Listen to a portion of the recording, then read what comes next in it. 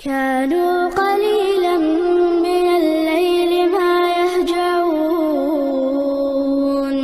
وبالأسحار هم يستغفرون. Bismillahirrahmanirrahim. Alhamdulillah hamdan katsiran thayyiban mubarakan fi mubarakan alaih kama yuhibbu rabbuna wa yarda. Wa usalli wa usallim ala nabiyyina al-karim Muhammadin wa ala alihi wa ashabihi wa man tabi'ahum bi ihsanin ila yaumiddin. Saudara-saudaraku kaum muslimin dan kaum muslimat rahimani wa rahimakumullah, kita lanjutkan kembali pembacaan kitab kita Mujmal min usul ahli sunnati wal jamaah fil aqidah. Gambaran secara umum tentang pengambilan akidah di dalam i'tiqad ahli sunnati wal jamaah. Disebutkan oleh Syekh di sini, masdarul aqidati wa kitabullahi wa sunnati rasulih sallallahu alaihi wasallam as-sahihah wa ijma'us salaf as-salih. Yang menjadi pijakan di dalam kita mengenal akidah adalah yang pertama kitabullah, yang kedua sunnah Rasulullah sallallahu alaihi wasallam yang sahihah, dan ketiga kesepakatan seluruh para ulama salaf. Ini yang menjadi pijakan ahli sunnah di dalam mengambil akidah mereka. Nah, kalau seandainya ada orang-orang yang mereka mengaku sebagai ahli sunnah namun tidak menjadi pijakannya adalah Al-Quran dan sunnah Rasulullah sallallahu alaihi wasallam as-sahihah, dan tidak dari ijma'nya para salafus salih, maka ini merupakan sandaran yang keliru dan sandaran yang salah. Karena setiap kita membaca buku-buku para ulama salaf, ya, Kitabul Iman, ya, miliknya Ibnu Khuzaimah, atau Kitabut Tauhid miliknya Ibnu Khuzaimah, ataukah kitab-kitab yang lainnya dari kitab-kitab para ulama terdahulu, ya, isi dari kitab mereka di dalam menjelaskan akidah hanya Al-Quran, sunnah Rasulullah, dan apa yang telah disepakati oleh para salafus salih. Tidak ada dalam masalah akidah itu ditetapkan dengan mimpi, ya, tidak ada dalam masalah akidah itu dituangkan dari musyawarah. Ini sudah dimusyawarahkan, telah disepakati, maka akidah kita seperti ini. Nggak ada. Nggak ada ruang sedikit pun dari pemikiran-pemikiran manusia, apalagi yang namanya mimpi, dalam penetapan akidah. Ya, ini yang pertama. Yang kedua, mungkin bisa agak maju agak ke depan, mungkin yang belakang itu bisa. Ya.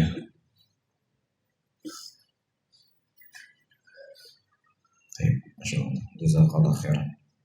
Ini sepertinya Pak Is harus lebih luas lagi nih musola kita. Amin. Baik.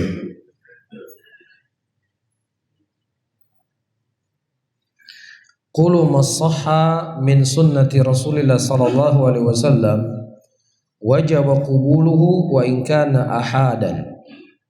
Prinsip yang kedua, seluruh apa saja yang sahih dari Nabi sallallahu alaihi wasallam maka wajib untuk kita terima walaupun hadisnya adalah haditsu ahad. Ya, wajib diterima.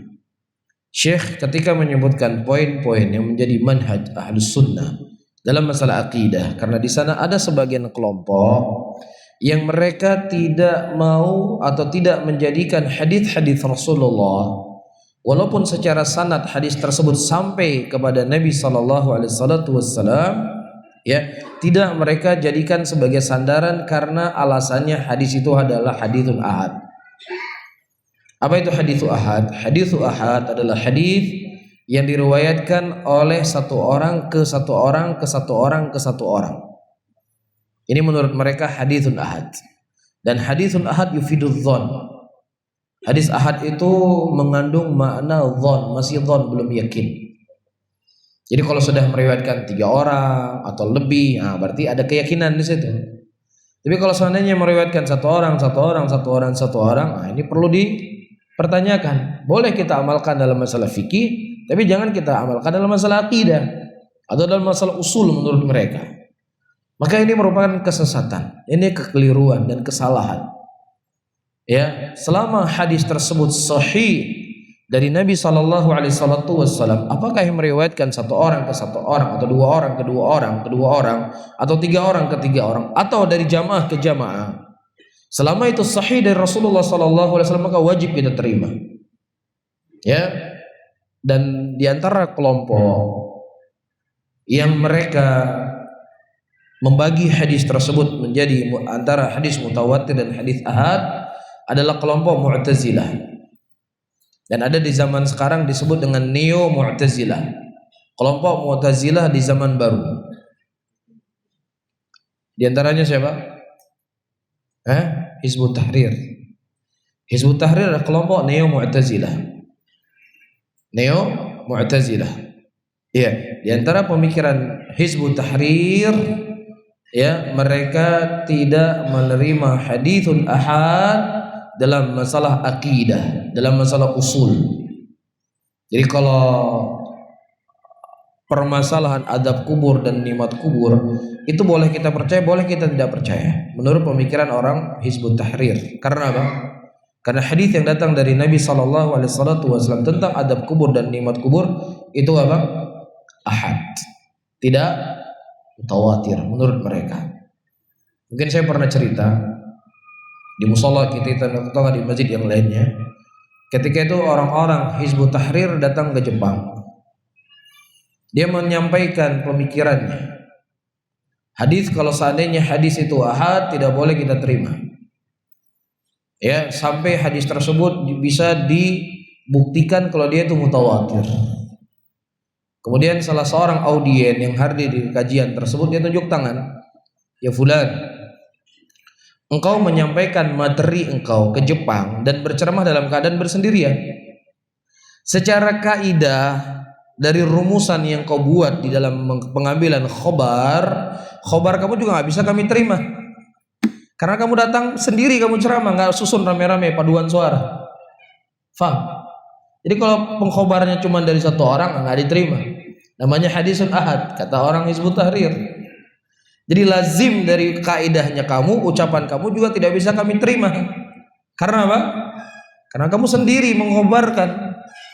Dan lazimnya lagi kalau seandainya Pak Is mengumandangkan adzan di musola ini masih yufidudz dzan, belum jelas masuk waktu sholat. Karena yang mengumandangkan adzan berapa orang? 1 orang. Jadi harus ada 4 orang berbaris paduan suara 1, 2, 3 Allah baru diterima. Karena lebih dari tidak boleh satu orang. Ini kan pemikiran yang jelas menyimpang dari akidah ahli sunnah wal jamaah. Jelas ya? Makanya Syekh menyebutkan di sini kullu masahha min sunnati Rasulillah sallallahu alaihi wasallam. Seluruh apa yang sahih dari Nabi sallallahu alaihi wasallam maka wajib untuk diterima walaupun hadisnya adalah hadis ahad. Jelas ya? Baik. Yang ketiga, ayyuhal ikhwah rahimani wa rahimakumullah, al-marji fi fahmil kitabi wa sunnati wa nususul mubayyinah laha wa fahmu salafis salih wa man sara ala manhajihim minal a'immah wa la yu'arridu ma thabata min dhalik bimujarad ihtimalat al-lughawiyyah. Yang menjadi marji, yang menjadi sandaran di dalam kita memahami Al-Quran dan Sunnah. Jelas ya? Jadi kita tidak hanya kembali kepada Al-Quran dan Sunnah, tetapi ada sandaran, barometer yang dijadikan sebagai rujukan kebenaran. Al-Quran dan Sunnah itu di atas pemahaman siapa?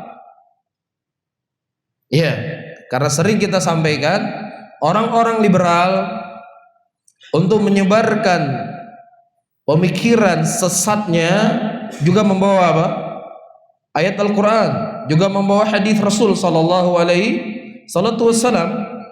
Orang-orang Syiah mengkafirkan istri Nabi Muhammad sallallahu alaihi wasallam, mengkafirkan para sahabat Rasulullah dengan apa? Dengan ayat Quran.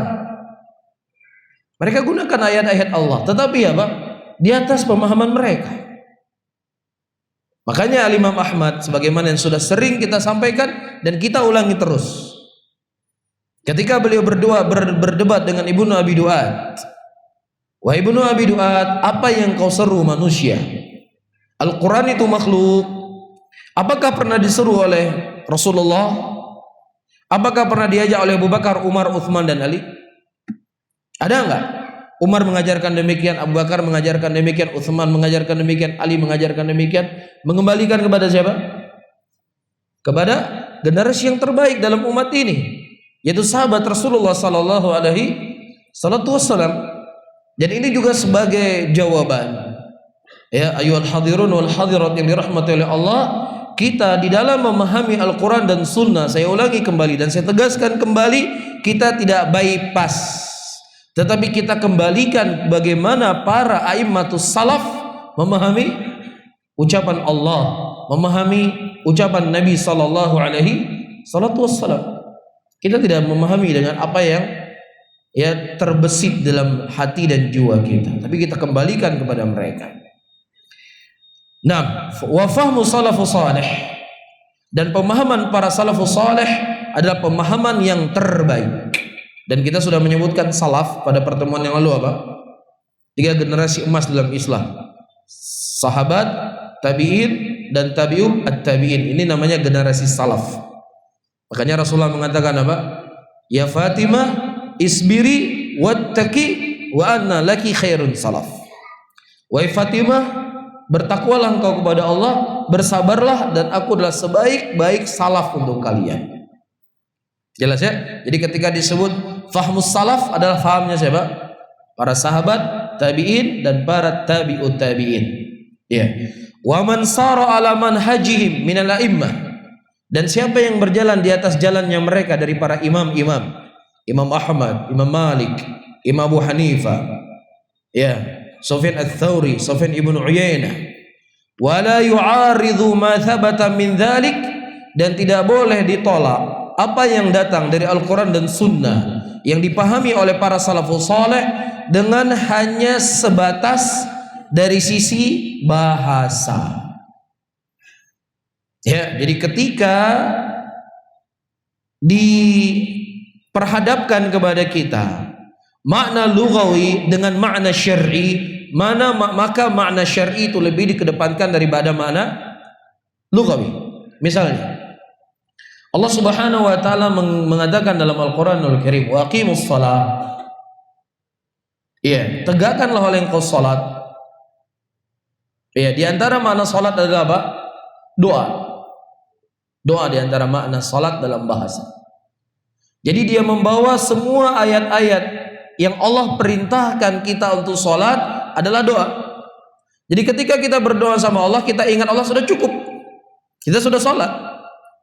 Dari sisi bahasa betul atau benar atau salah? Salat adalah doa. Betul. Tidak ada yang salah. Tetapi tidak bisa difahami ayat Al-Quran dan hadis-hadis Rasulullah sebatas kepada mana? Lughawi, mana bahasa. Tetapi dia dibawa kepada apa? Kepada mana syar'i. Apa mana syar'i yang disebut dengan salat? Mana syar'i yang disebut sebagai salat? Sebagaimana yang disebutkan oleh Ali bin Abi Thalib radhiyallahu taala anhu, ma yuftatah bi takbiratul ihram wa tukhtam bis salam. Salat adalah apa yang dibuka dengan takbiratul ihram, Allahu akbar, dan ditutup dengan salam, assalamualaikum warahmatullah. Itu namanya salat. Ya, jadi semua perkara-perkara ibadah, semua nususul Quran dan nusus sunnah, ya, ketika berhadapan antara makna lughawi dengan makna syar'i, maka makna syar'i lebih dikedepankan. Karena kalau seandainya itu kembali kepada bahasa, semua perkara itu bisa dibahasakan. Haji, apa arti makna haji? Ziarah.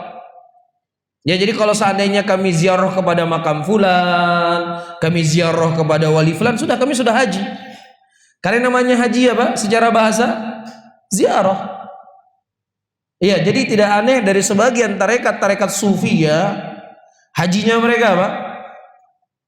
Ya, itu pada tempat-tempat tertentu. Walaupun nanti mereka membagi, ada yang namanya haji batin, ada yang namanya haji zahir. Kalau haji batin itu ke makam-makam fulan, tawaf mereka. Dan ini ada di Aceh. Antum pernah pergi ke Nagan Raya? Namanya kuburan Pelekung. Pernah tahu? Itu ditawafin, ditawaf. Ziarah kepada wali, ziarah kepada orang keramat. Dia tawaf. Ini namanya haji batin. Adapun haji zahira baru pergi ke Ka'bah. Maka haji zahir ini tidak akan lurus kalau tidak ada haji batin. Iya. Nah, kalau merujuk kepada fatwa-fatwa MUI dari poin-poin aliran sesat, ini jelas aliran sesat sesuai dengan poin-poin yang disebutkan. Iya, haji bukan kepada ke Baitullah, cuman ya itu tadi permainan bahasa. Ini bukan, ini haji batin namanya, bukan haji zahir. Tawaf mereka di situ. Tawaf itu hanya di rumah Allah, di Baitullahil Haram.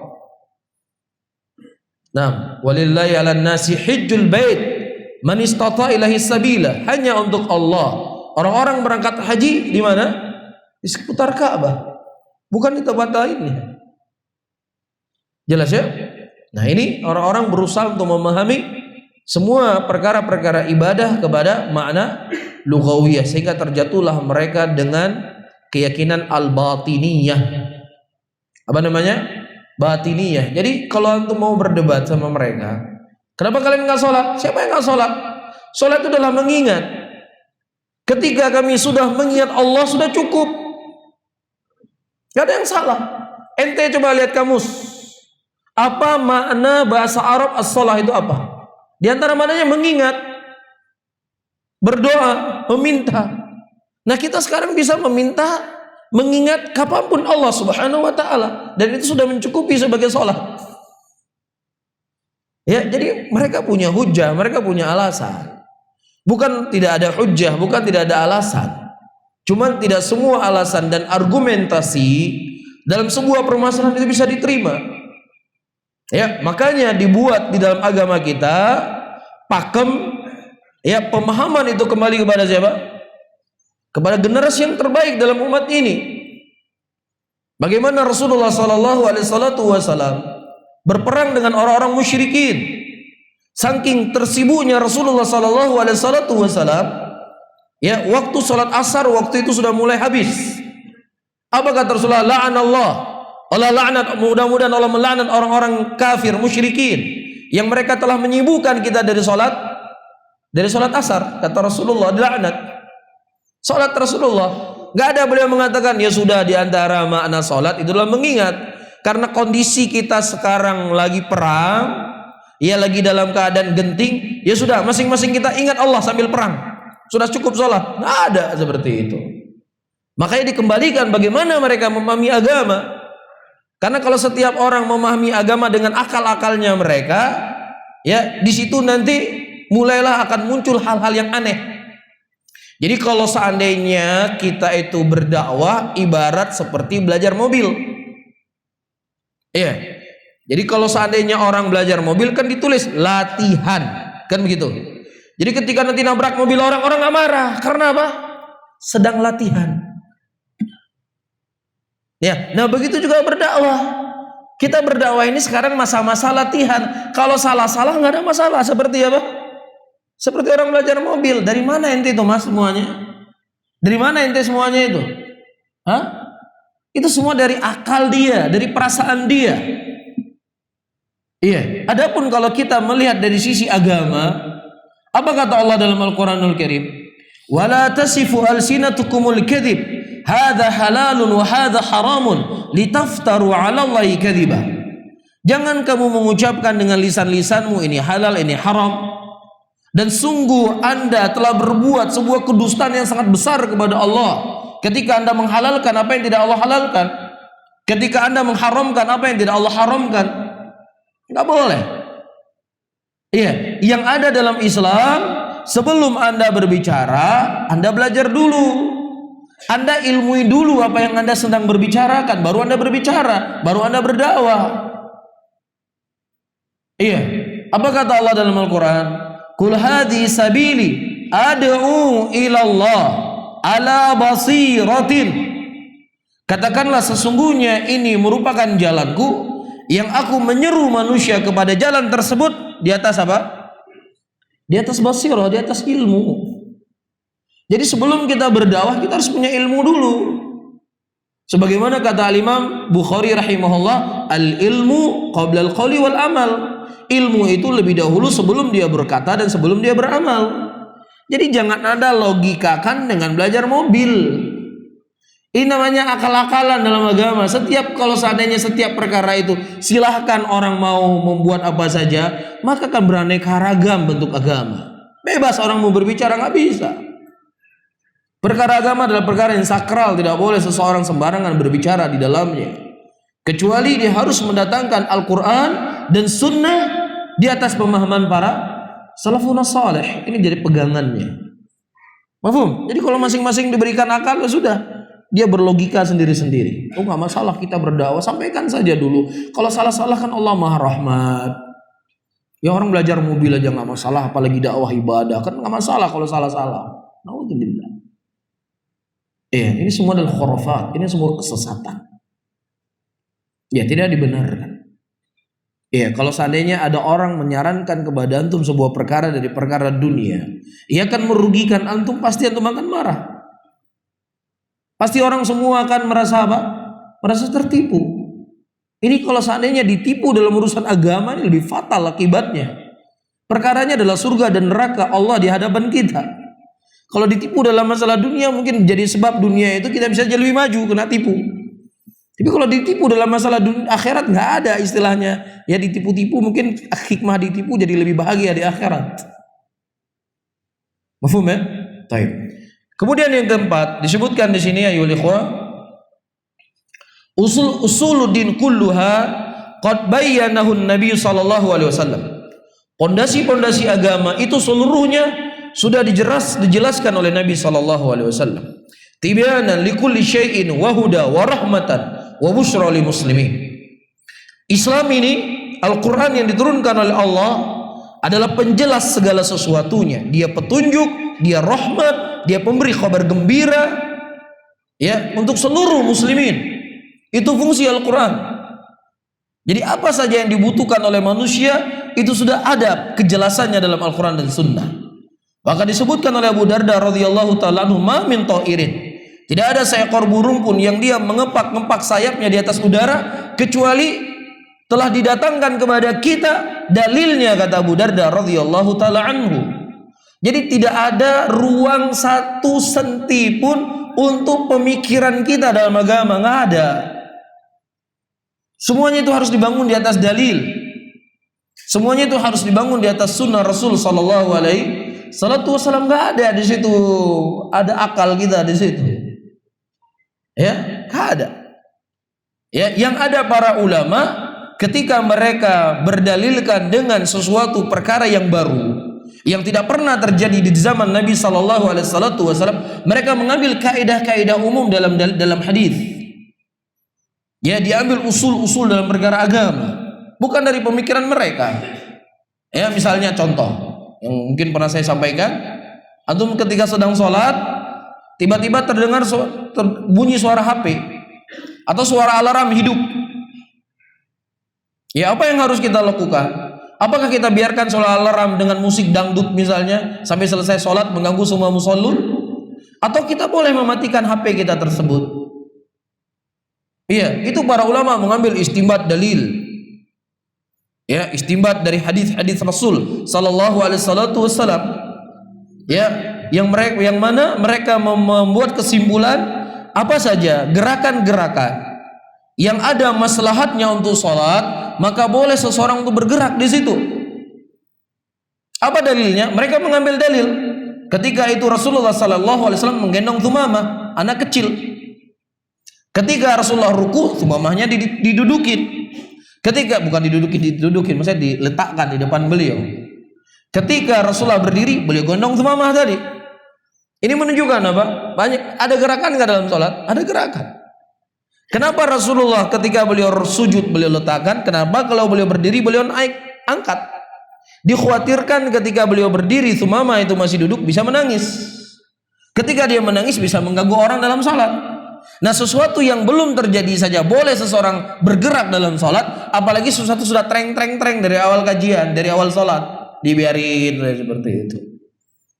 Gak boleh mengganggu orang sholat, dimatikan. Ya, diambil HP-nya, dimatikan, sudah masukkan lagi kantongnya. Jangan dibiarkan terusan seperti itu. Ya, di zaman Nabi kan nggak ada HP, nggak ada suara-suara kan. Tapi para ulama mengambil istimbat, bukan sesuatu yang datang dari akal mereka. Mafhum di sini? Taib. Wa laysa li ahadin ayyuhdits syai'an zaiman anhu minad din. Walaysa li ahadin, dan tidak pantas bagi seorang pun untuk membuat perkara-perkara yang baru dalam agama ini yang dia menyangka itulah bagian dari agama. Tidak boleh. Rasulullah sallallahu alaihi wasallam menyebutkan dalam hadisnya, "Man ahdatsa fi amrina hadza ma laysa alaihi amruna fa huwa raddun." Barang siapa yang seseorang berbuat sesuatu perkara yang baru yang itu tidak ada contohnya dari kami, maka apa? Ya, amalannya tersebut tertolak. Karena apa saja yang kita butuhkan itu sudah diajarkan oleh Nabi sallallahu alaihi wasallam. Jadi ketika kita membuat suatu perkara yang baru, pasti di situ kita telah mematikan satu sunnah dari sunnah Rasulullah sallallahu alaihi wasallam, pasti itu sudah. Satu perbuatan baru kita buat, satu sunnah kita matikan. 10 perbuatan baru kita buat, 10 sunnah kita matikan.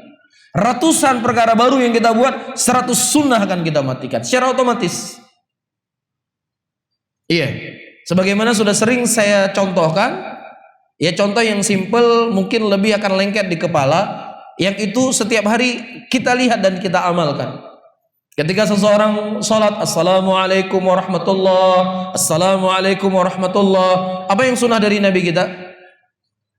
Astaghfirullah, astaghfirullah, astaghfirullah. Dalam riwayat Allahu Akbar, Allahu Akbar, Allahu Akbar. Ini dua riwayat yang datang dari Nabi kita sallallahu alaihi wasallam. Nah, ketika dia assalamualaikum, assalamualaikum, dia katakan Al-Fatihah. Dia mengatakan Al-Fatihah. Dia mematikan enggak sunnah Rasulullah? Dia matikan. Apa sunnah Rasulullah dia matikan? Istighfar. Ketika dia membaca Al-Fatihah, berarti dia sudah menggeser. Nah, nih, sunnah Nabi geser dulu ya, geser dulu ke kiri, biar saya baca Al-Fatihah dulu. Jadi seakan-akan dia mengatakan, ya Rasulullah, seharusnya antum selesai sholat bacanya Al-Fatihah, bukan astaghfirullah, bukan Allahu Akbar, Al-Fatihah antum baca. Karena Al-Fatihah itu adalah ayat Quran yang sangat mulia. Di situ kita mulai sholat kita setelah doa iftitah. Nah, itu juga kita tutup sholat kita dengan membuka kembali Al-Fatihah. Kan begitu.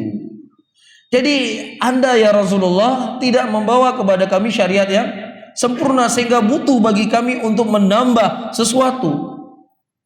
Itu seakan-akan kita ucapkan kepada Nabi kita Muhammad sallallahu alaihi wasallam. Nah, nanti kesimpulannya apa? Al-Fatihah pi hanjuk baca alaiya. Bu agama lagi ya. Hanjuk baca Al-Fatihah. Siapa bilang enggak boleh baca Al-Fatihah? Silakan ente baca Al-Fatihah, jangan di sini ente baca Al-Fatihah.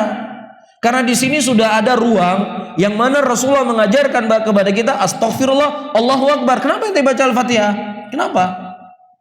Bukan kita melarang membaca Al-Fatihah. Sebagaimana Ibnu Umar radhiyallahu taala anhu melarang seseorang mengucapkan wassalamu ala Rasulullah ketika dia bersin. Dia bersin alhamdulillah, ditambah wassalamu ala Rasulillah, ditegur oleh Ibnu Umar. Kenapa ente mengucapkan wassalamu ala Rasulullah di sini? Dulu ketika kami bersin Rasulullah hanya mengajarkan kepada kami alhamdulillah, cukup sampai di situ alhamdulillah. Apakah kemudian kita berani mengatakan Ibnu Umar anti selawat? Beliau bukan anti selawat, tetapi itu bukan tempat untuk kita berselawat. Kalau di situ ada tempat selawat, maka pasti Rasulullah akan berselawat di situ dan pasti akan mengajarkan kepada kita. Bisa difahami? Jelas ya? Karena ayyuhal ikhwah rahimani wa rahimakumullah, yang namanya sunnah itu pasti akan membuat seragam. Tetapi yang namanya sesuatu perkara yang baru pasti akan beraneka ragam. Nggak ada seragamnya. Iya, ada satu masjid selesai sholat salam-salaman. Ada masjid selesai sholat langsung apa? Al-Fatihah. Ada sebagian masjid selesai sholat doa. Jadi nggak ada yang seragam. Nah kalau seandainya ada ribuan masjid di Banda Aceh, kalau kita mau hitung mungkin ada sekian ratus gaya dan model. Jadi perkara-perkara yang baru itu memang akan membuat apa? Perpecahan. Tapi kalau seandainya mengamalkan sunnah Rasulullah kembali kepada satu pokok, kemanapun kita pergi, di masjid manapun kita akan pergi, pasti akan sama tata caranya. Astagfirullah atau Allahu Akbar. Paham ya? Nah, kemudian yang kelima dari pokok ahlu sunnah, at-taslim lillahi wa li rasulihi. Kita menerima seluruh apa yang datang dari Allah. Dan kita menerima seluruh apa yang datang dari Nabi sallallahu alaihi wasallam, zahiran wa batinan. Secara zahir ataukah secara batin. Fala yu'aridu syai'un minal kitab aw sunnah as-sahihah biqiyas. Dan tidak boleh seseorang menolak sesuatu apapun dari Al-Qur'an dan sunnah as-sahihah dengan qiyas. Ya, sebagaimana siapa? Iblis alaihi lanatullah. Ketika Allah Subhanahu wa taala memerintahkan dia untuk sujud kepada Adam, dengan apa iblis menolak? Dengan qiyas. Engkau ciptakan dia dari tanah, engkau ciptakan aku dari api. Yang mana menurut iblis api itu lebih mulia dari tanah. Jadi bagaimana mungkin sesuatu yang lebih mulia sujud kepada di bawahnya kemuliaan? Ini namanya apa? Qiyas. Setiap sesuatu kita datangkan dalil, semua ditolak dengan akalnya. Ya, dengan perbuatan manusia. Ketika kita berbicara masalah riba, nanti pasti akan ditolak. Loh, nanti itu gimana tuh? Kita kan nanti pasang wifi di rumah. Nah di wifi nanti kalau seandainya kita bayar terlambat bayar akan ada denda. Jadi nanti orang berdosa. Kita sedang membahas riba yang datang dari Al-Quran, yang datang dari Sunnah, ditolak dengan wifi. Gimana kira-kira? Ya, ditolak sama wifi Al-Quran dan Sunnah. Astagfirullah. Ini perkara-perkara yang nggak dibenarkan. Kita harus terima apa yang datang dari Allah, apa yang datang dari Rasul, apa yang ada di masyarakat kita tundukkan kepada dalil Al-Quran dan Sunnah. Berarti perbuatan kita yang perlu kita luruskan supaya sesuai dengan Al-Quran dan Sunnah. Jangan Al-Quran dan Sunnah dibawa kemana? Dibawa kepada wifi atau yang semisalnya. Ya, ini semua kekeliruan.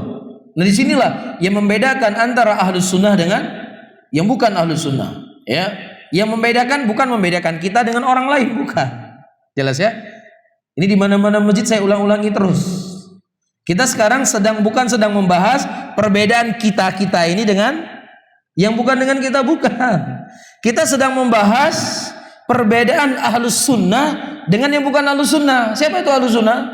Rasulullah, para sahabat, para imam, para tabiin, para tabiut tabiin. Ini jalannya mereka, ini jalan orang menyelisih mereka. Bukan jalan siapa? Bukan jalan kita. Bisa difahami ya? Jadi kita berusaha untuk mengikuti jalannya mereka. Mana yang datang dari Al-Quran dan Sunnah sebagaimana pemahaman para sahabat, kesitulah kita berlabuh. Ya mudah-mudahan dengannya Allah Subhanahu wa ta'ala akan mengumpulkan kita dengan orang-orang yang mulia dalam agama ini. Amin ya rabbal alamin. Kemudian ayyuhal ikhwah rahimani wa rahimakumullah, wala dzuqin. Tidak boleh juga kita menolak Al-Quran dan Sunnah itu dengan perasaan. Ya memang betul dulu wanita-wanita memakai baju yang lebar-lebar atau kadang harus menutup kepala karena waktu dulu di tanah Arab itu banyak padang pasir. Jadi ditakutkan nanti bisa kena paru-paru, masuk debu ke dalam hidungnya, makanya disuruh apa? Disuruh pakai menutup wajah atau baju yang agak longgar-longgar. Tapi sekarang kan nggak ada lagi debu, semua sudah jalan aspal, jadi nggak ada masalah. Iya, jadi dulu kan ada orang kafir, ada orang non kafir, orang kafir, orang Islam. Jadi supaya ada perbedaan di antara orang kafir dengan orang Islam, maka kita punya ya ciri khusus. Misalnya dulu ya Rasulullah dulu memang betul berjenggot. Rasulullah, saya nggak mengingkari Rasulullah berjenggot. Buktinya para sahabat Rasulullah ketika sholat mereka melihat Rasulullah bergoyang jenggot beliau ketika beliau membaca Quran dalam sholat beliau. Betul, saya nggak mengingkari. Tapi waktu itu untuk membedakan antara orang kafir dengan orang Islam. Sekarang sudah tidak ada lagi orang kafir Islam, semuanya Islam. Jadi nggak perlu lagi seperti itu. Nggak perlu. Jadi kita harus pintar-pintar dalam memahami dalil. Jangan terlalu jumud, jangan terlalu tekstual. Kita lihat dulu asbabun nuzulnya, asbabul wurudnya, kenapa sebabnya. Jadi sebabnya waktu itu untuk membedakan. Lah sekarang di Aceh ini semuanya orang Islam. Kalau ada pun orang kafir nampak misalnya dengan ciri-ciri khusus. Jadi nggak perlu hal yang seperti ini. Apa namanya ini? Ya, dzuk. Menolak Al-Quran dengan sunnah dengan perasaan.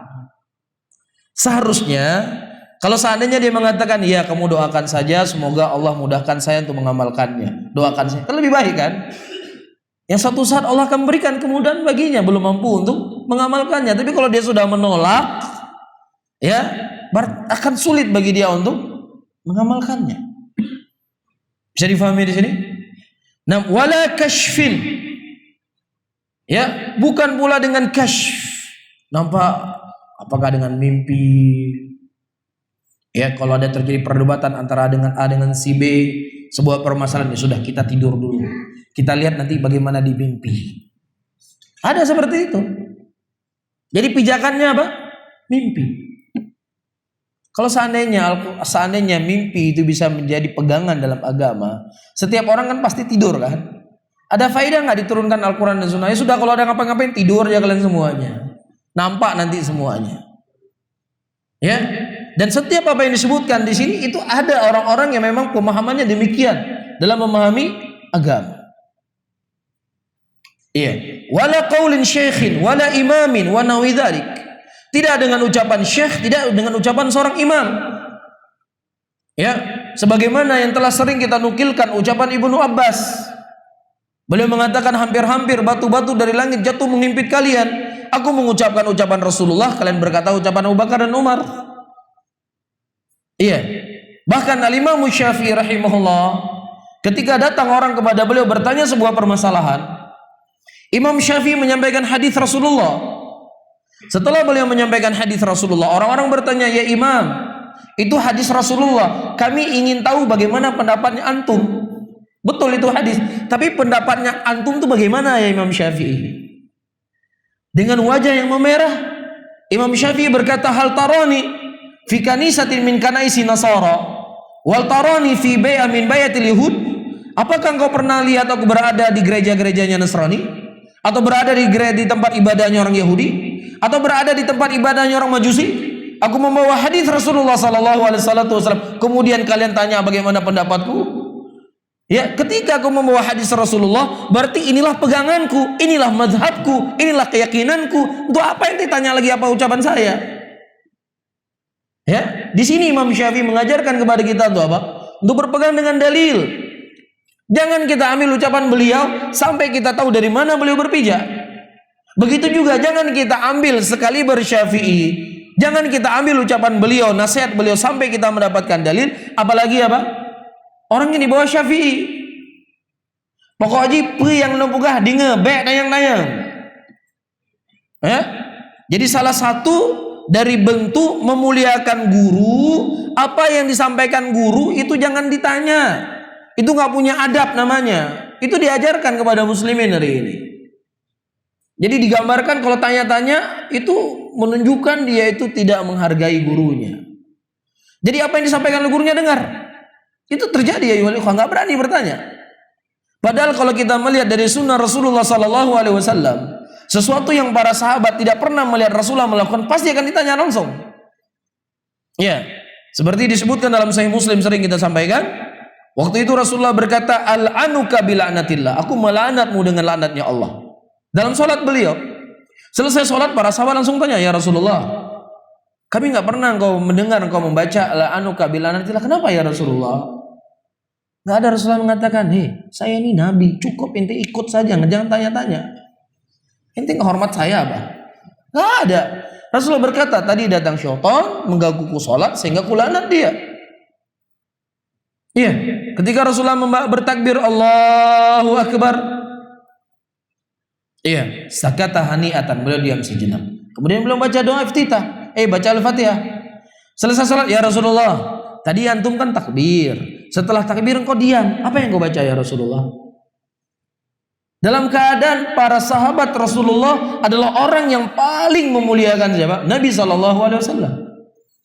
Ketika Rasulullah masuk ke kota Mekah dan kemudian dihalau oleh musyrikin, kemudian Rasulullah kembali ke kota Madinah, kata orang-orang musyrikin, tidak pernah aku melihat orang-orang yang memuliakan seseorang, tidaklah seorang kepada raja sekalipun seperti sahabat Muhammad memuliakan Muhammad sallallahu alaihi wasallam. Tapi bersama dengan itu mereka tanya, karena itu perkara ilmu yang memang harus ditanya.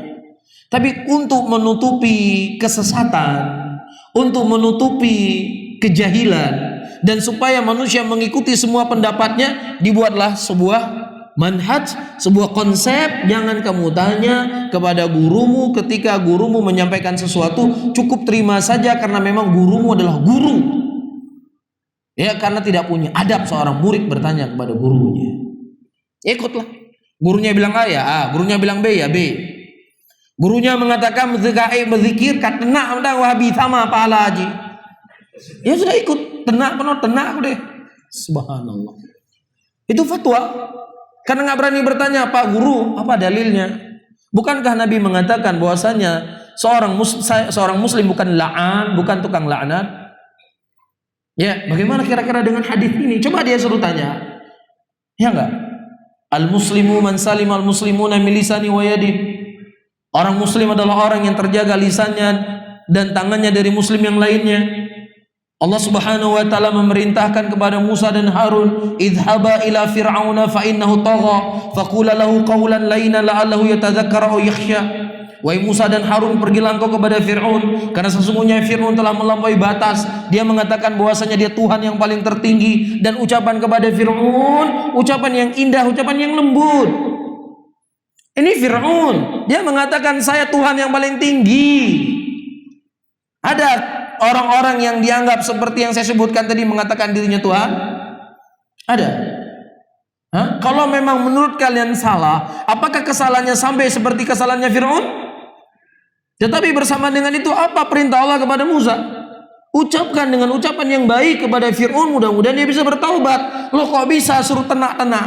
Dari mana itu semuanya? Kalau capek berzikir, ya sudah caci maki saja karena pahalanya sama. Makanya subhanallah, orang Aceh ya sering kita lihat video-video mulutnya subhanallah, illa marhimahullah. Kecuali siapa yang dirahmati oleh Allah, pakaiannya pakaian muslim. Ya pakai peci, pakai sarung, tapi mulutnya naudzubillah malu. Ya, ditonton oleh masyarakat Indonesia. Malu nggak kira-kira? Kok ngomongnya kotor? Katanya orang beragama, kok ngomongnya gitu-gitu? Naudzubillah. Karena memang itu yang diajarkan. Lah, tenang aja pokok aja, puyang wapah aja. Naudzubillah. Itu dari mana semuanya? Coba dia tanya, apa dalilnya? Apa dalilnya ada berbuat sedemikian? Ya wallahi dia nggak bisa datangkan dalil kalau itu dalil datang dari Islam, karena Islam tidak mengajarkan demikian. Tapi kalau dia datang dari pemikirannya, sudah itu pemikiran dia, bukan pemikiran Islam. Dan Anda jangan katakan itu bagian dari Islam. Kan seperti itu. Iya, nggak pernah Rasulullah SAW mengajarkan kepada kita demikian. Bahkan ketika Yazid bin Muawiyah didatangi oleh orang-orang yang menghardik dia, ya Yazid, anta kamu begini, kamu begini, kamu begini, kamu begini. Apa kata Yazid bin Muawiyah? Kata Yazid bin Muawiyah, fulan, engkau tidak semulia Musa dan Harun, dan saya tidak sehina Fir'aun. Ya, berbicara dengan baik, berbicara dengan bijak. Jelek-jeleknya saya nggak sejelek Fir'aun, dan sebaik-baiknya kamu nggak sebaik Musa. Ya kan begitu. Nabi Musa itu ketaatannya, kesolehannya zahiran wa batinan. Apa yang nampak, apa yang sembunyi begitu. Tapi kalau kita kan belum tentu. Kita mengajak manusia kepada kebaikan, bisa jadi kita orang paling jauh dari kebaikan. Bisa saja kita melarang manusia dari kejelekan, bisa jadi kita orang pertama berbuat kejelekan. Tetapi karena memang hebat saja kebetulan kita lagi berbicara, nah kita bisa apa? Ah, kamu begini, kamu begini, kamu begini. Tapi kalau Musa alaihissalam zahiran wa batinan, beliau seorang rasul, ulil azmi minar rasul, orang yang mempunyai akhlak dan ketaatan yang sama ketika dia di hadapan manusia dengan dia berada di sendirian, sama, nggak ada bedanya. Tapi bersama dengan itu, kata Allah, ucapkan dengan ucapan yang baik. Bisa difahami ya? Jadi kalau seandainya manusia itu pintar dengan Al-Quran, pintar dengan Sunnah, hal-hal yang seperti itu nggak bakal laku. Hah? Jangankan orang belajar agama, dia punya etika. Ya sekolah saja, di sekolah umum yang mungkin nggak belajar agama, sudah diajarkan di sekolah-sekolah jaga perasaan orang lain, itu sudah diajarkan. Ya bahkan cara mendatangi orang sakit itu pelajarannya bukan pelajaran agama loh ya. Orang-orang yang ingin belajar kepribadian, bagaimana supaya pribadinya itu bagus, baik dan sebagainya. Diatur bagaimana cara apa yang harus kita bicara ketika datang orang sakit. Jangan ditanya macam-macam ketika datang orang sakit, gimana tabraknya, terus sakit enggak, terus kira-kira ininya lari atau gimana, terus kamu lukanya di sebelah mana, pusing-pusing enggak. Itu bukan adab ya yang baik ketika kita datang tempat orang sakit. Cukup kita kasih motivasi, kita kasih hadiah, apa yang kita sudah kita pergi. Jangan ditanya soal-soal mendetail seperti polisi bertanya ketika mau di sidang, kamu ini bagaimana, ini bagaimana. Jadi di luar pembahasan ilmu agama, ilmu etika itu diajarkan bagaimana berkomunikasi dengan manusia, diajarkan. Apalagi kita belajar dari konteks agama, lebih akan diajarkan. Bisa difahami? Jadi pandangan agamanya keliru. Pandangan orang-orang yang nggak belajar agama tapi ingin punya kepribadian yang bagus, ini jelas ini sesuatu yang memalukan. Ya terkadang keluar kebun binatang, kadang terkeluar apa yang di toilet, pakaiannya pakaian Islam. Bisa difahami ya? Nah, wallahu taala alam bissawab. Saya baca di sini ada satu kertas. Bagaimana jika ada yang mengatakan adab dulu baru ilmu? Apabila memang adab terlebih dahulu, bagaimana kita belajar adab sesuai dalil? Nah, adab ya itu adalah bagian dari Islam. Ya, dan adab itu tidak bisa terlepas dari ilmu. Karena ketika kita belajar adab siapa kita pelajari? Adabnya Rasulullah Sallallahu Alaihi Wasallam. Dan adab Rasulullah apa itu namanya? Ilmu. Jadi nggak ada pembahasan tersendiri yang terlepas dari ilmu, enggak. Adab itu adalah ilmu itu sendiri. Ya, dan para ulama salaf terdahulu sebagaimana disebutkan, orang-orang hadir di majelis Imam Ahmad itu ribuan orang. Ya, dari sekian yang hadir mayoritasnya mereka belajar adab. Bagaimana cara Imam Ahmad rahimahullah bersikap, bagaimana beliau di majelis, bagaimana beliau berinteraksi dengan manusia, bagaimana beliau berbicara. Ya, ini adab. Makanya ayyuhal ikhwah rahimani wa rahimakumullah, saya dengar di sekolah-sekolah di negeri-negeri barat, di negeri kafir atau di Jepang, itu dari SD itu hampir mereka tidak diajarkan materi. Iya, diajarkan adab ngantri, adab buang sampah, ini tempat sampah. Kalau kita kan masya Allah naik mobil, ya makan jagung, beli jagung selesai, wah lempar di jalan. Ya kadang-kadang muntah, buang di situ. Ini bukan adab, ini nggak boleh dalam Islam.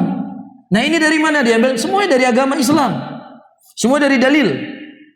Ya dilarang buang sampah, ada dalilnya. Ya tidak boleh kita mengambil hak orang ketika kita ngantri, ada dalilnya. Ikut rambu-rambu lalu lintas, ada dalilnya. Tidak boleh menebang pohon di hutan, ada dalilnya. Masa ada dalil menebang pohon di hutan? Ada. Saya bilang nggak ada. Memang tidak ada lafaz jangan kamu tebang pohon di hutan, nggak ada. Tapi yang ada kaidah dalam sunnah Rasulullah mengatakan la dharar wa la dirar. Jangan kamu mudaratkan dirimu, jangan kamu mudaratkan orang lain. Nah, ketika hutan itu sebagai penampung air hujan, ditebang akan gundul hutan tersebut atau gunung, maka ketika turun hujan, tidak ada yang menampung air tersebut. Ketika tidak ada menampung, apa jadinya? Jadi banjir apa? Bandang. Mudarat orang itu tidak di sini. Mudarat. Jadi apa saja yang bisa memberi mudarat kepada orang itu terlarang dalam Islam. Jadi semua ada dalil. Ya, jadi itu yang diajarkan. Jadi kalau antum punya pendidikan atau anak antum sekolahkan dulu sekolah karakter. Ya, dibentuk dulu dia seorang yang baik akhlaknya, baik pekertinya. Nanti baru ketika dia SMP atau sudah ini baru diajarkan hal hafal Quran. Buat apa dia hafal Quran sekian juz, akhlaknya nggak ada manfaat. Ya, hafal hadis sekian tapi nggak punya akhlak. Ini akhlak terpenting. Dari mana diambil? Dari Al-Quran, dari Sunnah. Bisa difahami ya? Bagaimana Rasulullah SAW melihat seorang anak kecil. Anak kecil makannya tidak beraturan. Nah, kira-kira anak kecil makan tidak beraturan berdosa atau tidak? Pertama, nggak berdosa. Yang kedua, ya namanya makan. Tapi tidak, Rasulullah ajarkan, ya bunai, samillah, kul biyaminik, wa kul bimayalik. Wahai anak kecil, sebutlah nama Allah. Makanlah dengan tangan kananmu dan makanlah yang terdekat darimu. Ya, ditegur oleh Rasulullah. Ini seorang nabi, seorang rasul. Itu bukan anak Rasulullah sendiri. Tapi ketika beliau melihat ada hal-hal yang tidak baik dilakukan oleh seorang anak, makan tidak beraturan, ditegur oleh Nabi. Diajarkan adab, diajarkan akhlak. Makan yang paling terdekat, jangan ini makanan ngambil ke sana. Antum lihatnya risih nggak? Atau misalnya makan berjamaah, atau makan di hidangan lah, dihidang banyak makanan, berdiri dia gini ambil. Wah. Kira-kira gimana pandangan kita? Ini kok gini? Kan begitu kan? Padahal subhanallah dalam Islam ada ajarannya ternyata. Ngambil yang paling dekat. Kalau memang kita pingin sekali ya minta izin, mohon maaf, awak ada titik merahan gitu juga boleh. Minta izin, jangan caplok seperti ini. Ada adab. Ini namanya apa? Adab. Dari mana diambil? Ya diambil dari Al-Quran dan Sunnah juga. Bukan diambil dari teori-teori ini. Teori itu gak perlu kita. Karena semua sudah ada dari tuntunan Nabi kita Muhammad sallallahu alaihi wasallam. Jadi betul. Nah kalau kita yang sudah tua-tua, ya kita barengi. Kita belajar akidah. Karena jangan nanti sampai kita mati, kita gak punya akidah yang benar. Paham ya? Tapi anak-anak kecil ajarkan adab dulu. Antum di rumah ngajarkan anak. Adab untuk ngantri. Adab bersihkan tempat tidur. Iya, jadi yang saya dengar itu di Jepang itu di sekolah itu nggak ada petugas dari luar untuk membersihkan sekolah, nggak ada. Semuanya murid diatur jaga kebersihan. Ya sebenarnya itu kan bagian dari Islam. Saya bukan sedang menyebutkan kehebatan orang kafir. Sebenarnya itu bagian dari Islam. Ya, bagaimana anak kecil itu bangun tidur sudah ngatur tempat tidur, sudah bersih-bersih tempat tidur, dia gantung bajunya, itu diajar dari kecil. Tapi kalau dari SMA diajar ya sudah. Bisa difahami ya? Jadi adab itu datang dari Islam, bukan datang dari luar. Wallahu a'lam bishawab. Karena sudah ada mungkin yang bisa saya sampaikan. Mudah-mudahan bermanfaat bagi saya sendiri dan buat hadirin semuanya. Saya akhiri. Allahumma sholli ala Muhammadin wa ala alihi wa ashabihi wa man tabi'ahum bi ihsanin ila yaumiddin. Wassalamualaikum warahmatullahi wabarakatuh.